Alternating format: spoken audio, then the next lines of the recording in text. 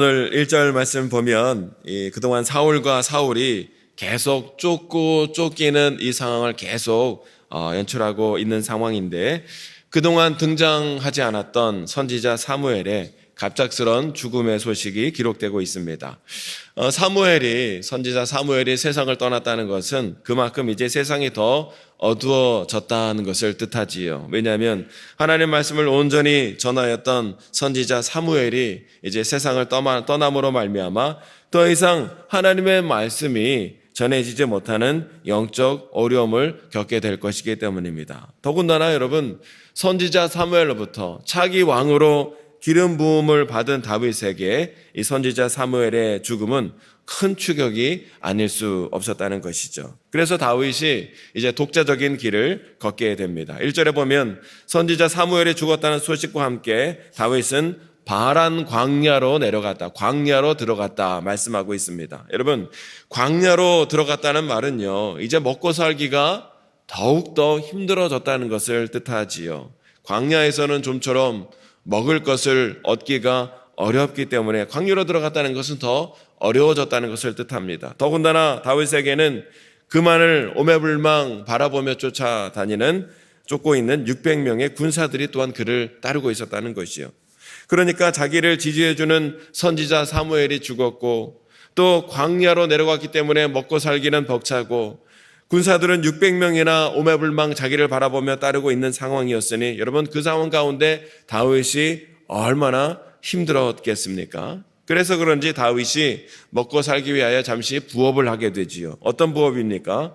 광야에서 양떼와 가축떼를 키우는 자들을 보호해주고 그에 대한 대가를 받는 그런 부업 같은 일을 하게 된 것이죠. 오늘 본문이 바로 그런 상황을 배경으로 일어난 일입니다. 3절에 보면 나발이라는 사람이 등장을 합니다. 나발. 그는 수천 마리의 가축대를 소유한 꽤 부유한 자라, 성경이 부유한 자라 계속 소개를 하고 있습니다.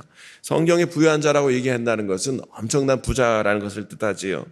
그런데 그런 그가 갈멜에서 양털을 깎게 되었다라는 거예요. 양털을 깎는다는 무슨 말이냐면, 농사로 치자면 추수하는 때였습니다. 그동안에 모든 파종하고 가꾼 것들을 거둬들이는 때였죠. 목축업자들에게 양털 깎을 때는요, 큰 수확이 들어오는, 더 큰 부가 들어오는 그런 때였다라는 것이죠. 그러자 4절 5절의 말씀을 보면 다윗이 그 얘기를 듣고 부하 10명을 보내서 나발에게 도움을 청하고 있는 것을 보게 됩니다. 다윗은 나발에게 이제 당신이 큰 수확을 얻게 되었으니 자신들에게, 우리 일행에게 좀 은혜를 베풀어 달라, 이렇게 도움을 청하고 있는 것을 보게 되지요. 그러면서 나발의 양떼들이 갈멜에 있는 동안 자기들이 그 함께함으로 말미암아 보호를 받아 양 하나도 잃지 않았으니 그 사실을 목자들에게 확인해 보면 알게 될 것입니다 라고 말을 하고 있습니다. 다윗은요, 강제로 나발의 무언가를 빼앗듯 달라고 한 것이 아니었지요. 그러나 다윗은 수고한 정당한 대가를 지금 요청하고 있는 것이었어요. 그러면서도 다윗은 최대한 자신을 낮추는 가운데 나발에게 도움을 청하고 있습니다. 그래서 8절에 보면 내 종들과 내 아들 다윗에게 은혜를 좀 베풀어 달라, 이렇게까지 최대한 공손하게 다윗이 나발에게 도움을 요청하고 있는 것을 보게 되지요. 그런데 나발이 어떡합니까? 나발이요, 이 다윗의 요청을 철저히 무시합니다. 거절하는 거예요. 거부하는 거예요. 다윗의 말을 전한 다윗의 부하들에게 나발이 뭐라고 얘기를 합니까? 10절 말씀을 함께 읽어보실까요? 10절 시작. 나발이 다윗의 사환들에게 대답하여 이르되 다윗은 누구며 이새의 아들은 누구냐? 요즘에 각기 주인에게서 억지로 떠나는 종이 많도다. 여러분, 나발이 떠오르는 신흥샛별과 같은 다윗을 모를 리가 없었습니다. 그런데 그는요, 자기 가진 재산이 많아서인지 지금 무척이나 교만한 모습을 보이고 있죠. 그런 가운데 함부로 다른 남을 특히 다윗을 깎아내리고 깔보고 무시하는 지금 어리석은 행동을 하고 있는 것을 보게 됩니다. 그래서 그런지 이름도 나발이에요. 나발이란 말의 뜻은요, 우리 큐티책에도 나와 있지만 나발이란 이름의 뜻은요, 어리석은 자라는 뜻입니다. 나발은 어리석은 자라는 뜻이라요. 나발은요, 한국어로도 별로 어감이 좋지 않지요. 옛날에 저 학교 다닐 때에 농업 선생님이 아마 충청도 분이셨던 것 같아요. 맨날 그분이 뭐라고 말씀하셨냐면, 너네 패댈겨. 그러면서 나발 불지 마. 너네 패댈겨. 맨날 그러신 것 같아요. 충청도 지역에 나발 불지 말라는 말이 있는지 모르겠는데 그분이 항상 너네 패댈겨. 나발 불지 마. 맨날 이런 말씀하셨거든요. 그러니까 지금 나발이 이름이 어리석은 자라는 뜻이에요. 한국어로도 어감이 별로 안 좋아요. 아무튼 그는 지금 다윗을 무시하면서 다윗을 주인에게서 도망친 종으로 빗대는 가운데 지금 비아냥거리기까지 합니다. 그러면서 다윗의 요청을, 정중한 요청을, 어떻게 보면 대가에 대한 요청임에도 불구하고 단박에 거절하고 있는 것을 보게 되죠. 때문에 다윗이요, 그 나발의 말을 듣고 지금 극도로 분노하고 있는 것을 보게 됩니다. 원수 같은 사울 앞에서도 어떠한 동요나 평정심을 잃지 않았던 다윗이 이 일은 지금 참고 있지 못하는 거예요. 그래서 이제 400명의 무장한 부하들을 데리고 나발을 지금 쳐들어가고 있는 것을 보게 되죠. 이때 나발의 하인 가운데 하나가 나발의 아내인 아비가일을 찾아갑니다. 3절에 보면 아비가일은 어리석은 남편 나발과는 달리 현명하고 지혜로운 여인이라고 말씀하고 있지요. 하인은 아비가일에게 남편 나발이 다윗을 지금 홀대해서 다윗이 지금 분노하였고 다윗이 주인 가문을 해치기 위하여 결심하는 가운데 쳐들어오고 있다는 사실을 여주인 아비가일에게 지금 전하고 있습니다. 그리고 이 하인은요, 실제로 다윗의 무리들이 들에서 자기들에게 어떻게 했는지를 그대로 말해주고 있지요. 매우 객관적인 입장에서 다윗의 일행들이 자기의 양떼를 지켜주고 보호해 주었다는 일을 사실 그대로 선대했음을 알려주고 있는 것을 보게 됩니다. 이제 그의 말을 들은 아비가일이 즉시 행동을 취하게 되지요. 그녀는요, 무엇보다 다윗의 분노를 지금 풀고자 한 것을 보게 됩니다. 그래서 18절로 19절의 말씀을 보면 다윗과 그 일행에게 지금 가장 필요한 것, 음식을 급히 장만하면서 길을 나서고 있죠. 20절에 보니까 이렇게 음식을 장만해서 준비해 나가다가 다윗 일행과 마침 딱 마주치게 된 거예요. 정말 적절한 타이밍에 이 모든 일을 신속하게 이 아비가일이 하고 있는 것을 보게 됩니다. 조금만 더 늦었어도 어떻게 되었습니까? 지금 분노에 가득한 다윗이 나발의 집에 쳐들어가 복수함으로 말미암아 나발의 가문은 쑥대밭이 되었을 거예요. 내일 본문은 21절, 22절의 말씀을 보면요, 이미 다윗이 복수를 다짐하고 나발 가정의 모든 남자들을 죽이겠다고 결심하는 가운데 쳐들어오고 있는 상황이었기 때문에 조금만 시간이 그대로 지체했더라면 나발의 가문은 완전히 쑥대밭이 되어지고 피바람이 일 수 있는 그런 일촉즉발의 상황이었다라는 것이죠. 이 가운데 아비가일이 지혜롭게 행동하러 말미암아 그것을 지금 저지하고 있는 그런 모습을 오늘 우리가 읽게 됩니다. 오늘 우리는 이 말씀을 통해서 각기 다른 세 사람의 모습을 통해서 영적 교훈을 각각 얻게 되지요. 먼저 어리석은 사람 나발입니다. 나발은요, 다윗의 도움을 받았음에도 불구하고 다윗을 무시하는 가운데 조롱하는 처사를 벌이고 있습니다. 이는 그가 가진 재물이 너무 많음으로 말미암아 마음이 교만해진 탓이었지요.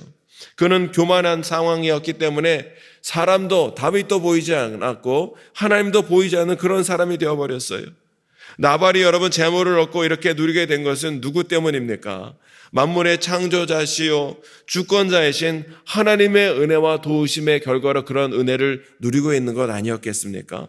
비록 자신의 노력으로 큰 재물을 모으고 부를 누리는 것 같지만 실상 그 이면에는 하나님의 은혜와 도우심이 있었기 때문에 그 모든 것이 가능했다는 것을 나발은 영적으로 깨달아 알았어야 했다는 거예요.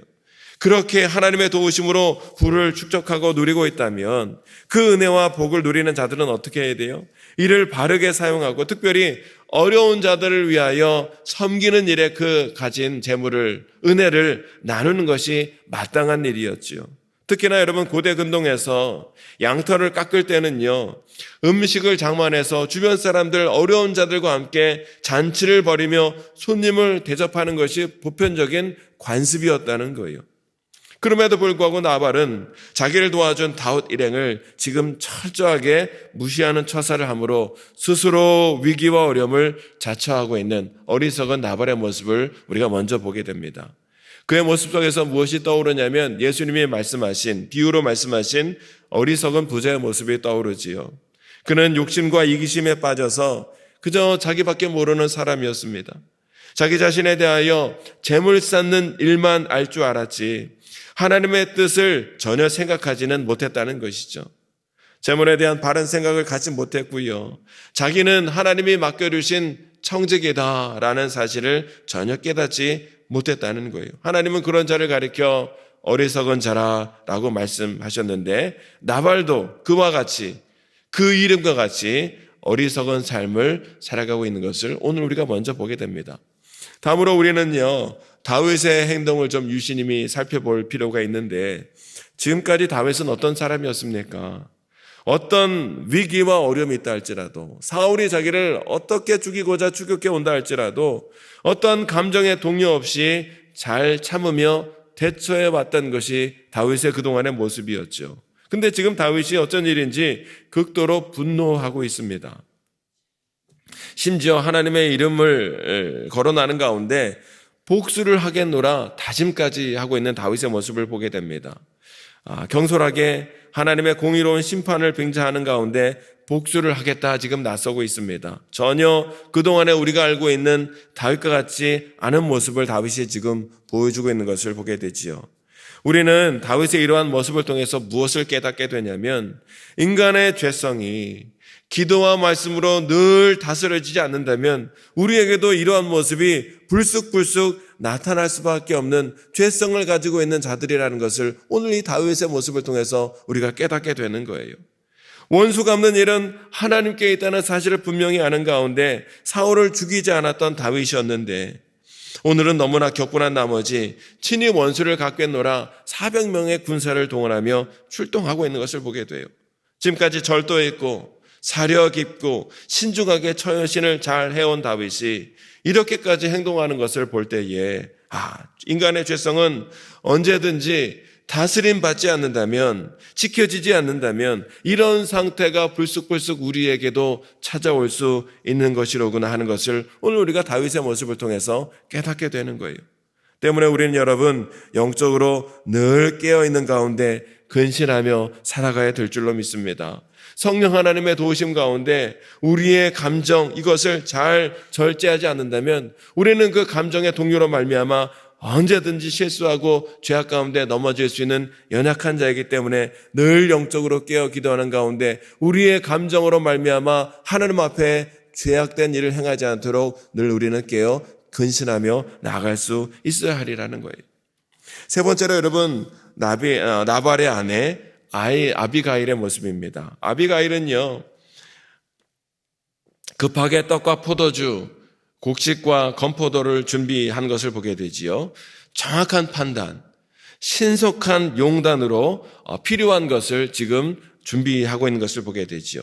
그녀는 가진 재물에 대하여 인색하거나 욕심 때문에 덕성을 잃어버린 어리석은 여인은 아니었다라는 거예요. 무엇보다 아비가일은 자신이 가지고 있는 이 지혜로 말미암아 많은 사람들이 죽을 수 있는 위기로부터 그들의 생명을 구원할 수 있었고요. 또 무엇보다 복수심에 불타올랐던 다윗이 무참하게 사람을 죽임으로 말미암아 죄악을 저지를 수 있는 이 일을 사전에 막아내는데 결정적인 역할을 했던 것이 바로 이 아비가일의 지혜롭고 현명한 모습이었다는 거예요. 여러분 오늘 우리에게 이러한 지혜가 있어야 될 줄로 믿습니다. 지혜는요 하나님을 경외하는 데로부터 비롯되는 거예요. 하나님으로부터 부어지는 지혜가 우리에게 있다면 우리는 악에서 떠나고 의로운 길을 가며 편벽됨 없이 공평하고 공정한 길을 걷는 가운데 하나님 앞에 의로운 자로 살아갈 수 있는 힘을 하나님이 주신 지혜로부터 우리는 공급받을 수 있게 되리라는 것이죠. 때문에 우리는 하나님을 오늘도 온전히 경외함으로 말미암아 하나님이 주신 그 지혜로 시대를 분별하고 세월을 아끼고 악에게 유혹되어 넘어져 하나님 앞에 죄악된 일을 함이 없도록 늘 하나님 앞에 지혜를 간구하며 나아가야 될 줄로 믿습니다. 오늘 본문의 말씀을 통해서 간절히 기도하기는 오늘 저와 여러분에게 무엇보다 성령 하나님이 우리의 심령 가운데 충만하게 임재하셔야 될 줄로 믿습니다. 성령 하나님 오늘 저와 여러분과 함께함으로 말미암아 이 어리석은 나발과 같이 그저 욕심과 이기심에 사로잡혀 교만하고 어리석은 자가 되지 않기 위하여 성령 하나님 오늘도 나와 함께 해 주옵소서. 오늘 우리가 기도하며 나가야 될 일이고 무엇보다 아버지 하나님 성령 하나님 충만하여 우리가 기도와 말씀으로 늘 영적으로 깨어있는 가운데 내 감정을 절제하지 못함으로 말미암아 죄악된 일을 행하지 않도록 주여 도우시고 인도하여 주옵소서. 또한 우리가 기도해야 될 것이고요.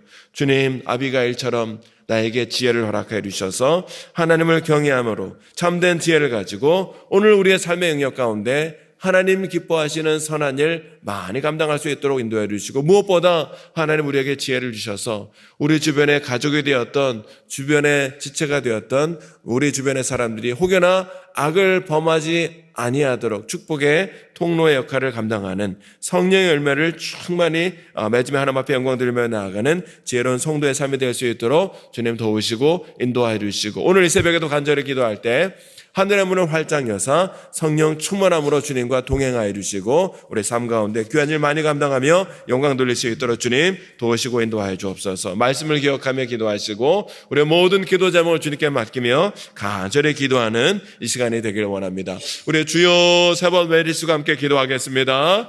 주여